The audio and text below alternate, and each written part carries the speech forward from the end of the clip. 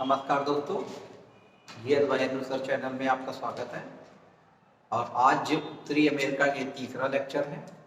अभी हमने आपको पहले लेक्चर में देश की लोकेशन के बारे में बताया, उनके देशों के बारे में बताया, और दूसरा वीडियो जो आपका आया उस वीडियो हमने पर्वत पठार के बारे में जाना। आज का जो वीडियो है आपको नदियाँ और झीलों से रिलेटेड है। आपके जितने भी 4-5 वीडियो आते हैं आपको ऐसे कंठस्थ हो जाएगा कि आप पूरे वीडियो देखेंगे, आप बैक करके देख लीजिए, आप थोड़ा परेशान ना हो कितने वीडियो आ रहे हैं आपके एक ही टॉपिक से। तो आप बार बार देखेंगे तो एक भी क्वेश्चन आपका बाहर नहीं जाएगा और आपका ऐसे टॉपिक तैयार होगा कि आप कॉन्फिडेंस से एकदम लवरेज रहेंगे। आपको अच्छे एग्जाम के लिए क्वालिफाई करना है तो आपको पूरा देखना होगा बिना स्किप किए। अगर आप वीडियो को स्किप कर रहे हैं तो कहीं ना कहीं जानकारी आप छोड़ते हैं। दूसरी चीज क्या होती है, अगर आपको पॉइंट क्लियर नहीं हो रहा तो आप बैक जाके वीडियो को बैक करके देख लीजिए। जो पॉइंट आपको नोट किया जा रहा है आप वीडियो को पोस्ट करके नोट करिए। और साथ ही साथ जब आपको लेक्चर पर दिया जाए, आपको पढ़ाया जाए, तो आप एटलस लेके जरूर बैठिए। एटलस के माध्यम से आपको सारी चीजें आपके माइंड में फीड होंगी, और जब फीड होंगी तो वो विजुअलाइजेशन कर पाएंगे। तो जब कोई चीज ऑडियो के कंपेरिजन में वीडियो देखते हैं तो वो चीज हमें ज्यादा याद हो रहती है। इसलिए कोशिश कीजिए कि आप ज़्यादा से ज़्यादा आप नोट्स तैयार कीजिए, और नोट्स के साथ अगर को टॉपिक को क्लियर पढ़िए। पढ़ने का मतलब ये नहीं होता है कि हमने कोई टॉपिक अगर पढ़ा है तो उसमें थोड़ी बहुत जानकारी ले, इसका मतलब होता है कहीं ना कहीं आप कमी कर रहे हैं और आने वाले एग्जाम के हिसाब से आपको कहीं ना कहीं उसकी प्रॉब्लम आपको देखनी पड़ेगी, फेस करनी पड़ेगी। इसलिए आपको जितने वीडियो आ रहे हैं आप सीरियल बाय देखते जाइए। आप यकीन मानिए आपको सारे टॉपिक, आपकी वर्ड जो जियोग्राफी आपका फोबिया है कि आपकी टफ होती है या कुछ होता है, आपके सारे पॉइंट आपके डाउट क्लियर होंगे और कॉन्फिडेंस इतना ज्यादा आएगा कि आपको मजा आएगा। तो आज हम बात करते हैं उत्तरी अमेरिका का जो नेक्स्ट लेक्चर है, वो आज हम झीलें और नदियों के बारे में देखते हैं। तो सबसे पहले हमने बताया है कि सबसे पहले हम मैप को ड्रॉ करेंगे, और मैप ड्रॉ करेंगे और आप भी साथ में मैप को जरूर ड्रॉ कीजिए। ड्रॉ करने से क्या होता है कि हमें एक कॉन्फिडेंस आता है और पॉइंट क्लियर भी होते चले जाते हैं कि कौन सी चीज हमने कहाँ बनाई। आप ऐसे आएंगे, यहाँ पे कैलिफोर्निया की घाटी बनाएंगे और फिर ऐसे टर्न लेंगे और यहाँ तक आ जाएंगे। सारे पॉइंट आप नोट करते जाएंगे, यहाँ से टर्न लेंगे और यहाँ से फिर ऊपर को आएंगे और यहाँ पे एक घाटी बनाएंगे, यूकान घाटी। और यूकान घाटी से बनाते हुए कहा जाता है ऐसे आप मूव करेंगे, और मूव करने के बाद इस क्षेत्र को ऐसे चलेंगे और ऐसे ऊपर को बढ़ेंगे। सारे पॉइंट आपको नोट कर लेना है। नोट करने के बाद आप इधर को घूमेंगे, ये आपकी फंडी की खाड़ी पड़ेगी। फंडी की खाड़ी करने के बाद ऐसे घूमने के बाद इस क्षेत्र में ऐसे जाकर ऐसे जोड़ देंगे, ये आपका मैप बन जाएगा जिसे हम उत्तरी अमेरिका के नाम पे जानते हैं। आपसे कैसा बन रहा है ये मायने नहीं रखता है, लेकिन आप कैसे समझ रहे हैं ये मायने रखता है। क्योंकि आपको ड्राइंग का पेपर नहीं देना है, आप अपने आप को समझा रहे हैं, इसलिए आप मैप बनाना जरूर सीखिए और हर एक लोकेशन को जाने की कौन कहां पर पड़ता है। तो यहाँ पर हमने मैप को बनाया, ये आपका कौन सा मैप है, ये आपका उत्तरी अमेरिका है। और उत्तरी अमेरिका का ये तीसरा लेक्चर है। आप सीक्वेंस से देखिए, सारे पॉइंट आपके क्लियर होंगे। हमने कहा था कि यहाँ एक द्वीप पड़ता है, द्वीप का नाम आपका ग्रीनलैंड है। ग्रीनलैंड में यहाँ पे बोला था सेंट जॉर्ज पड़ेगा। एक द्वीप आपका न्यू एलिजाबेथ आ जाएगा, और एक आपका द्वीप कौन आता है, विक्टोरिया द्वीप आता है। और एक द्वीप यहाँ पड़ता है जिनको हम बेफिन द्वीप बोल रहे हैं।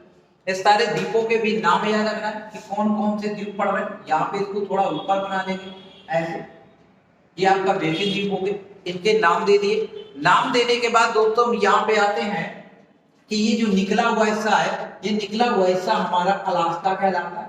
आप बना लेंगे और आप जल्दी कमेंट करके बताएं, अगर पीछे की वीडियो देखे हैं, अलास्का किसका क्षेत्र है और कौन से स्टेट के रूप में शामिल हुआ है। जल्दी से कमेंट करके बताएं कि अलास्का को कब शामिल किया गया और कौन से नंबर का ये आपका स्टेट या राज्य बना, और किसकी क्षेत्र में आपका अलास्का आता है। आप कमेंट करके तुरंत बताएं।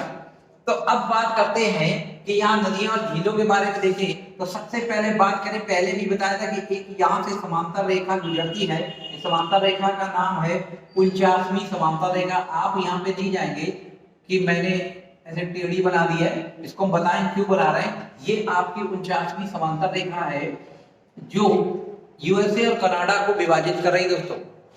यहां तक बात क्लियर हो गई।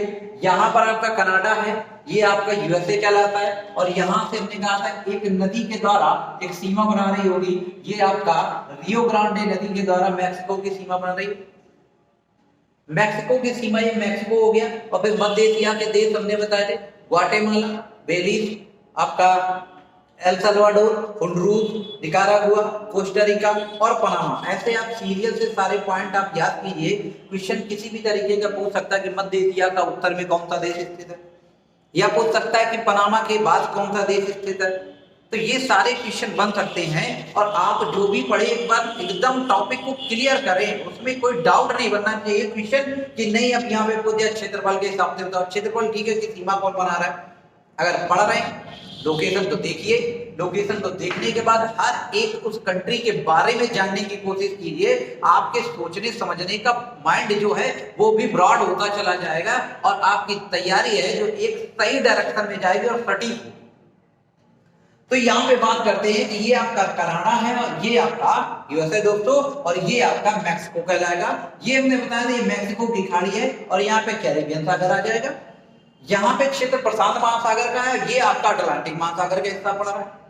अब हम एक एक का पॉइंट करके देखते हैं कि यहाँ पे कौन कौन सी झीलें आती हैं। तो सबसे पहले हम झील बता रहे हैं, इस झील का नाम है, यहाँ लिखते भी जाएंगे, इस झील का नंबर 1 दे रहे हैं, इस झील का नाम है ग्रेट बियर। दोस्तों नोट कर लेंगे उत्तर की ओर, ग्रेट बियर। ग्रेट बियर के बाद यहाँ पर दूसरी झील इसी के नीचे आएगी, इस झील का नाम है ग्रेट स्लेव, नंबर 2 देंगे, ग्रेट स्लेव नोट कर लेंगे। नंबर 2 कौन सी होगी, ग्रेट स्लेव। अब ग्रेट स्लेव से क्या देखेंगे कि इसी स्लेव से, इसी ग्रेट स्लेव झील से एक नदी निकलती है, इस नदी को जो उत्तर की ओर जा रही है, किधर जा रही है, उत्तर की ओर जाती है। कहेंगे यहाँ पे एक सागर है दोस्तों, इस सागर का नाम आर्कटिक महासागर है, आर्कटिक सागर है। कौन सा है, आर्कटिक सागर है। और ये आर्कटिक सागर का ही क्षेत्र है, यहाँ पे कौन सा, ब्यूफोर्ड सागर। कौन सा सागर है, ब्यूफोर्ड सागर है दोस्तों। यहाँ पे हम लिखे दे रहे हैं कौन सा सागर है, ब्यूफोर्ड, ब्यूफोर्ड सागर है। और इसी में कहेंगे एक खाड़ी स्थित है जिसको रहता है मैकेंजी की खाड़ी, मैकेंजी खाड़ी। अब ये सारे पॉइंट आप याद कर लेंगे कि इसका हिस्सा ये है, इसका हिस्सा आर्कटिक सागर का सबसे बड़ा ये हो गया, यहाँ पे लोकेशन के ब्यूफोर्ड बोला गया, नदी जहां गिर रही उसको मैकेंजी बोल दिया गया। ये सारे पॉइंट हम याद करेंगे। तो अब यहाँ से क्वेश्चन क्या बनता है दोस्तों कि आपकी जो ग्रेट स्लेव नदी है वो कहां से, ग्रेट स्लेव नदी से कौन सी नदी निकली, तो मैकेंजी नदी निकल रही। लिख लेंगे कौन सी नदी निकल रही, मैकेंजी नदी निकल रही। आप वीडियो को पॉज करके देख लेंगे, अगर कोई पॉइंट क्लियर नहीं हो रहा तो मैकेंजी नदी निकल रही। ये मैकेंजी नदी जो है ये आपकी मैकेंजी की खाड़ी में गिरती है, की खाड़ी में गिर रही है। अब आगे देखते हैं,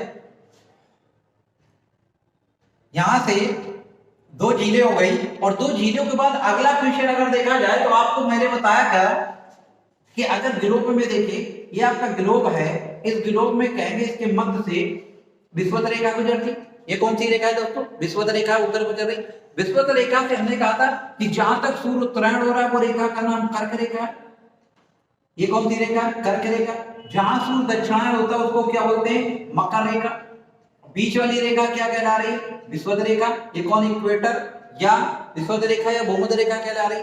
फिर हमने कहा था जहां सूर्य की किरणें तिरछी पड़ रही है उसको नाम दिया जाता है 66.5 अंश आर्कटिक वृत्त, और दक्षिण में क्या बोलते हो, 66.5 अंश अंटार्कटिक वृत्त। अब इसको बताने का क्या रीजन है, अगर आप सीरियस हैं तो जल्दी से कमेंट करके बताएं ये 66.5 जो आर्कटिक वृत्त है वो उत्तरी अमेरिका के कितने देशों से होकर गुजर रहा है दोस्तों। कमेंट करके तुरंत बताइए कि ये 66.5 अक्षांश जो है ये उत्तर, आप कहेंगे उत्तरी अमेरिका के कितने देशों से होकर गुजर रहा है, कमेंट करके तुरंत बताएं। 30 सेकेंड का समय है। अगर आप रियली में पीछे देख रहे हैं, रियली में आप नोट्स बनाते जा रहे हैं और हमारी मेहनत सार्थक हो रही है, तो आप कमेंट करके जरूर बताएंगे कि कौन से देशों से होकर गुजर रही है। आप जल्दी कीजिए, बिल्कुल सही आंसर आना शुरू है। और बताइए तो यहाँ पे बात करते हैं कि आपका जो 66.5 अंश है, आर्कटिक वृत्त है, वो कितने देशों से होकर गुजर रहा है? तो पहला पॉइंट आपका अलास्का है। अलास्का के बाद बियर झील आती है। कौन सी आती है? कहेंगे कनाडा। देश की बात करें तो पहला कहां से गुजरा? अलास्का। नोट कर लेंगे कहां से गुजरे? अलास्का। अलास्का के बाद दोस्तों यहां पर एक पॉइंट देखो क्या लिखा है, अलास्का के बाद ये कौन सा क्षेत्र है? कनाडा। और कनाडा की किस झील से गुजरी? तो कनाडा की आपकी बियर झील, बियर झील से गुजर रही है। दूसरी कनाडा के बाद कहां आ जाएंगे? हडसन की खाड़ी। कहां से गुजरी? हडसन की खाड़ी। ये सारे पॉइंट नोट कर लेंगे। हडसन की खाड़ी, हडसन की खाड़ी के बाद कहेंगे यहां से ऐसे जाते हुए कहां जाएगी? ग्रीनलैंड। कहां जा रही? ग्रीनलैंड। ग्रीनलैंड के बाद कहेंगे यूरोप जाएगा। तो ये 4 क्षेत्र किसके हो गए? उत्तरी अमेरिका के आगे। उत्तरी अमेरिका में अलास्का। अब कहेंगे अलास्का किसका हिस्सा? यूएसए का। और ये तीनों हिस्से किस में आ गए? तो कहेंगे ये डेनमार्क का हिस्सा हो गया। यहां से गई उत्तरी अमेरिका से। अब आगे बात करते हैं यूरोप में कहां गई, तो आप नोट कर लेंगे। यूरोप की बात करें तो यूरोप में हम यहां लिखे दे रहे हैं, यूरोप में कौन सा क्षेत्र आएगा? आइसलैंड। दोस्तों कौन सा आ जाएगा क्षेत्र? आइसलैंड। आइसलैंड के बाद कौन सा देश आ जाएगा? नॉर्वे। नॉर्वे के बाद कौन सा देश आ जाएगा? स्वीडन। स्वीडन के बाद कौन आ जाएगा? फिनलैंड। फिनलैंड। और एक कौन आ जाएगा? रूस। तो आपको याद रखना है कि ये 8 जो लिखे, 4 4 8 जो 9 क्षेत्र है, 8 क्षेत्र, इससे आपके 66.5 अंश या कहेंगे आर्कटिक वृत्त होकर गुजर रहा है। दोस्तों नोट कर लेंगे, अगर क्लियर नहीं आप दोबारा देखेंगे कहां से गुजर रहा है? आइसलैंड, नॉर्वे, स्वीडन, फिनलैंड, रसिया। और कहेंगे उत्तरी अमेरिका कौन सा क्षेत्र है? अलास्का, कनाडा, हडसन की खाड़ी और ग्रीनलैंड से होकर गुजर रहा है। 66.5 अक्षांश आर्कटिक वृत्त। अगर आपको ये समझ में नहीं आ रहा है तो आप प्लेलिस्ट में जाएंगे, आपको एक वीडियो पड़ा हुआ है जो आपको कर्क रेखा, मकर रेखा, आर्कटिक वृत्त और अंटार्कटिक वृत्त के बारे में पूरी जानकारी दी गई। आप वहां से भी क्लियर कर सकते हैं। तो हम आगे बात करते हैं। तो यहाँ पे हमने किस बात की? 2 झीलों की बात की। ये दोनों झीलें कौन सी है? एक हमने कहा ग्रेट बियर थी, ग्रेट बियर है, और एक निकल के आई आपकी ग्रेट स्लेव। ग्रेट स्लेव से कौन सी नदी निकली? मैकेंजी नदी निकल रही। और कहां पे गिर रही है? तो कहेंगे व्यूपोर्ट सागर या मैकेंजी की खाड़ी में गिर रही। इसी के नीचे आएंगे एक झील और पड़ेगी, इस झील का नाम है अथावस्का। इसका क्या नाम है? अथावस्का। अब ये क्यों फेमस है? तो कहेंगे ये आपकी फेमस है यूरेनियम के लिए। इसका जो बेसिन है वो यूरेनियम क्षेत्र। कितनी हो गई? 3। इसी के बाद करें एक झील और आ जाएगी, एक आ जाएगी रेनडियर। कौन सी आ गई? रेनडियर झील। ये कहां पड़ रही? कनाडा की। और इसके बाद एक झील और आएगी, इस झील का नाम है विनिपेग झील। ये आपकी याद रखना, ये उत्तर से दक्षिण क्रम है दोस्तों। एक क्वेश्चन ये बन गया कि आपकी कनाडा की मान झीलों को उत्तर से दक्षिण क्रम लगाएं या दक्षिण से उत्तर क्रम लगाएं, तो आपका उत्तर से दक्षिण क्रम ये दिया है, ग्रेट बियर स्लेव, अथावस्का, रेनडियर झील और विनिपेग। अब यहां पे आगे बात करें, ये जो विनिपेग झील है, ये विनिपेग झील है, ये आपकी विनिपेग झील बियर स्लेव अथावस्का, उसके बाद कौन सी आ गई? रेनडियर। रेनडियर के बाद आगे विनिपेग। ऐसे बनाते जाएंगे मैप के अकॉर्डिंग। जरूरी नहीं कि बिल्कुल डिट्टो बने या आपको बिल्कुल वैसे बने जैसे मैप में दिया। ये अपने समझने के लिए आप बना रहे हैं, आप अपने को समझाने के लिए मैप बना रहे हैं, तो अपने अकॉर्डिंग बनाइए और थोड़ी सी लोकेशन तय कीजिए। यहाँ पे हमने कहा है कि यहाँ से नदी निकली, इस नदी का नाम है दोस्तों नेल्सन नदी। याद रखना कि विनिपेग से कौन सी नदी निकल रही है? नेल्सन नदी निकली, नेल्सन नदी। और ये कनाडा की सबसे बड़ी नदी भी हो जाती है। सॉरी, कहेंगे विनिपेग से कौन निकली? नेल्सन नदी निकली। और यहां से निकलकर कहां गिर रही है? तो कहेंगे हडसन की खाड़ी में गिर रही। पहला पॉइंट हो गया कि 2 नदियां हो गई, एक आपकी मैकेंजी निकल के आ गई और एक आपकी नेल्सन नदी आ गई। अब आगे बात कर रहे हैं, विनिपेग से बहुत सारे क्वेश्चन बनते हैं। विनिपेग जो क्षेत्र है ये कहेंगे 49.5 के ऊपर आ रहा है। तो यहाँ कहेंगे कनाडा और उत्तरी अमेरिका के यूएसए का जो क्षेत्र है, यहाँ पे कुछ घास के मैदान पाए जाते हैं। तो कनाडा के साथ साथ कहेंगे उत्तरी अमेरिका में भी इनको प्रेरी के नाम से जाना जाता है। यहाँ पे इनको रब कर रहे हैं, किसके नाम से जाना जाता है? प्रेरी के नाम से जाना जाता है। तो उत्तरी अमेरिका में घास के मैदानों को क्या बोला गया? प्रेरी। ये सारे पॉइंट आप नोट कर लेंगे कि प्रेरी बोला जाता है। कौन से घास के मैदान है कि 23.5 के ऊपर है कर्क रेखा या 23.5 मकर रेखा के नीचे है, ये सारे के सारे क्षेत्र आपके शीतोष्ण कहलाएंगे, टेम्परेट जोन कहलाता है। अब यहाँ पे बात करते हैं कि देखो यहाँ पे उत्तरी अमेरिका की बात करें, कनाडा और अमेरिका में इन घास के मैदानों को क्या नाम दिया गया दोस्तों? प्रेरी। क्या नाम दिया गया दोस्तों? प्रेरी। अब यहाँ पे बात करें कि यूरोप में से क्या कहा जाता है, तो यूरोप में से कमेंट करके जल्दी से बताएं क्या बोला जाता है, कमेंट करके जल्दी से बताएं कि यूरोप में घास के मैदानों को क्या बोला जाता है। ऑस्ट्रेलिया में इन घास के मैदानों को डाउन्स बोला जाता है, ऑस्ट्रेलिया में घास के मैदानों को डाउन्स बोला गया। दक्षिण अफ्रीका कहेंगे, दक्षिण अफ्रीका में घास के मैदानों को, दक्षिण अफ्रीका में घास के मैदानों को बेल्ट बोला जाता है। अगर मैं न्यूजीलैंड में क्या बोला जाता है, तो न्यूजीलैंड में इनको कैंटनबरी बोलते हैं, कैंटनबरी बोलते हैं। आप नोट कर लेंगे। यूरोप जल्दी से कमेंट करके बताएं कि यूरोप में इन्हें क्या बोला जाता है, यूरोप में इन्हें क्या बोला जाता है। दक्षिणी अमेरिका में कहें, दक्षिणी अमेरिका की बात करें तो इनको पंपास कहा जाता है, पंपास।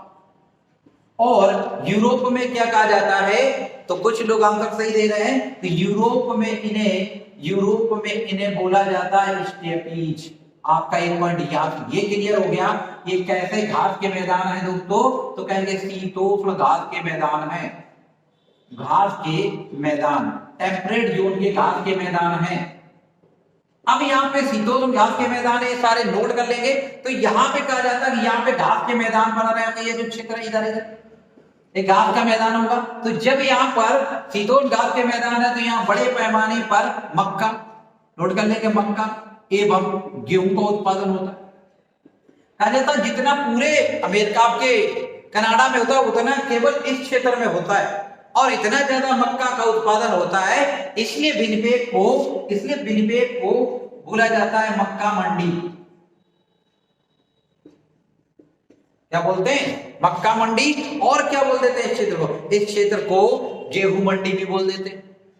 याद रखेंगे कौन से घास के मैदान होने की वजह से, ये घास के मैदान आपके कौन से हैं, तो कहेंगे शीतोष्ण घास के मैदान हैं। क्या बोल रहे हैं इनको? गेहूं मंडी बोला जा रहा है। इतना ज्यादा यहाँ मक्का और गेहूं का उत्पादन होता है कि क्षेत्र में विनिपेग के। और आपको याद रखना कि ये झील के पास एक शहर भी है, वो शहर है आपका विनिपेग। तो इतने पॉइंट हमें कनाडा से याद रखना है। और कहेंगे ये जो झीलें, जल्दी से बताइए कनाडा की झीलों को क्या नाम दिया गया है, जल्दी कमेंट करके बताएं कि कनाडा की झीलों को क्या कहा जाता है। जैसे कहें उत्तरी अमेरिका में जो यूएसए के क्षेत्र में आती है उनको ग्रेट लेक्स बोलते हैं। सॉरी दोस्तों, इसी तरीके से यहां से बताएं कि आपके कनाडा में इनको क्या नाम दिया गया है, तो आप नोट कर लीजिए, इनको पैटर नास्टर बोला जाता है, पैटर नास्टर। याद रखना कनाडा की महान झीलें जो है इनको एक नाम दिया गया है पैटर नास्टर। नोट कर लेंगे पैटर नास्टर। वीडियो अच्छा लग रहा है तो दोस्तों शेयर जरूर कीजिए, और जो नए स्टूडेंट जुड़े हैं या दोस्त जुड़ रहे हैं वो सब्सक्राइब जरूर कर ले चैनल। तो पैटर नास्टर बोला गया। अब यहाँ पे आगे बात करते हैं कि ये घास के मैदान हो गए। अब हम बात करते हैं आपके यूएसए की। तो यूएसए में सबसे पहले हमको झीलों के बारे में देखते हैं कि कौन कौन सी यूएसए में झील। तो दो झीलें हम देखते हैं, एक आपकी झील यहां पड़ेगी, इस झील का नाम है साल्ट लेक झील, साल्ट लेक झील, नमकीन झील। अवसादन कहेंगे, यहाँ पे वाष्पन हो गया तो सांद्रता बढ़ गई। इसमें जो साल्ट लेक में जो नमक पाया जाता है, लवण पाया जाता है, वो 220 प्रति 1000 है, ऐसे सिंबल बनाया जाता है। अब नोट कर लेंगे साल्ट लेक में। इसी के बाद एक झील और आती है, कहां पे पड़ रहा है, तो कहेंगे रॉकीज और कहेंगे कास्केड श्रेणी के बीच में। दोस्तों नोट कर लेंगे, अच्छे एग्जाम में ऐसे क्वेश्चन बनते हैं। साल्ट लेक कहां पड़ी, का रॉकी एवं कैस्केड रेंज के बीच में। ठीक है। दूसरी एक झील और पड़ती है, इस झील का नाम है मीडा झील। आपको याद रखना मीडा झील। ये मीडा झील आपको याद रखना है, ये अमेरिका की मानव निर्मित झील है। लिख लेंगे, मानव निर्मित झील है। मानव निर्मित झील किससे है? कहेंगे मीडा झील। अब ये मानव निर्मित क्यों है? आपको याद रखना, इन्हीं के बीच से एक नदी निकलती है, इस नदी का नाम है कोलोराडो नदी। लिख लेंगे, कोलोराडो नदी। कोलोराडो नदी जो है, इस नदी पर 2 डैम बना दिए गए। कितने बांध बना दिए गए? 2 डैम बनाए गए हैं। जल्दी से कमेंट करके बताएं कि कोलोराडो नदी पर कौन से 2 डैम बने हुए हैं, जल्दी से बताएं। 30 सेकंड का समय है। वीडियो को शेयर जरूर करिए। अगर हम मेहनत कर रहे हैं तो आप भी इतना कीजिए कि बिना स्किप किए वीडियो को पूरा देखिए और नोट भी बनाइए साथ में। तो यहां पर लिखेंगे, इस पर 2 डैम बनाए गए। एक डैम का नाम है हूवर डैम, हूवर बांध, और एक का नाम है बोल्डर। क्या नाम है? बोल्डर। आप नोट कर लेंगे, 2 डैम बनाए गए, एक का नाम बोल्डर डैम। और इसी की वजह से कहेंगे कि झील तैयार होती है जब डैम बन जाता है उसके पीछे, तो यहां कहेंगे इसको बोला जाता है मीडा झील। कौन सी झील बनती है? मीडा झील। आप जरा कमेंट करके बताएं कि भारत में भाखड़ा नागल के द्वारा जो बांध बनाया गया है आपके सतलज नदी पर, आप जल्दी कमेंट करके बता, इससे कौन सी झील का निर्माण हुआ है? कौन सी झील का निर्माण हुआ है? आप जल्दी से बताएं। अब बात करते हैं आगे कि यहां पे हमने बात कर ली, 2 झीलों की बात कर दी, मीडा झील और एक ग्रेट साल्ट, और हमने यहां पर एक नदी की बात कर ली। कौन सी थी? कोलोराडो नदी। और कहां गिरती है? कहेंगे कैलिफोर्निया की घाटी में गिर रही। इसी नदी के तट पर कहेंगे, यहीं पर कहेंगे एक शहर स्थित है जिसका नाम है लास वेगास। आपको याद रखना है, लास वेगास सिटी कहां है? उत्तरी अमेरिका में पड़ती है। और कहां पे आती है? कहेंगे इसी मीडा झील के पास स्थित है, कोलोराडो नदी के पास, जो किसके लिए फेमस है? दुनिया के सारे कसीनो वहां पे आते हैं। ये वो शहर है। अब बात करते हैं, ये जो क्षेत्र है, यहां से कहेंगे जो प्राकृतिक सीमा बनी हुई है, प्राकृतिक सीमा जो बनती है झीलों के द्वारा बन रही है, जिन्हें ग्रेट लैक्स कहा जाता है। ग्रेट लैक्स बोलते हैं या फिंगर लैक्स बोला जाता है इनको। ये भी एक नाम लिया गया, फिंगर लैक्स या महान झीलें। क्या नाम लिया गया? महान झील। ये महान झील आपको याद रखना है कि एक झील आपके ऐसे पड़ी। सबसे पहले इस झील का नाम है सुपीरियर। सारे पॉइंट जहां पे लिख रहे हैं आप ऐसे ही नोट करेंगे और मैप का सहारा जरूर लेंगे। एक एक लोकेशन देखेंगे और कहां कैसा है ये भी हम देखेंगे। पहली कौन सी आ गई? सुपीरियर। सुपीरियर के बाद यहां बना दें, पहली आपकी आ गई झील सुपीरियर। इसको नाम दे दिया गया हमने सुपीरियर। इसी से कहेंगे ऐसे सीमा बनाते हुए झील और आगे, इस झील का नाम है ह्यूरोन।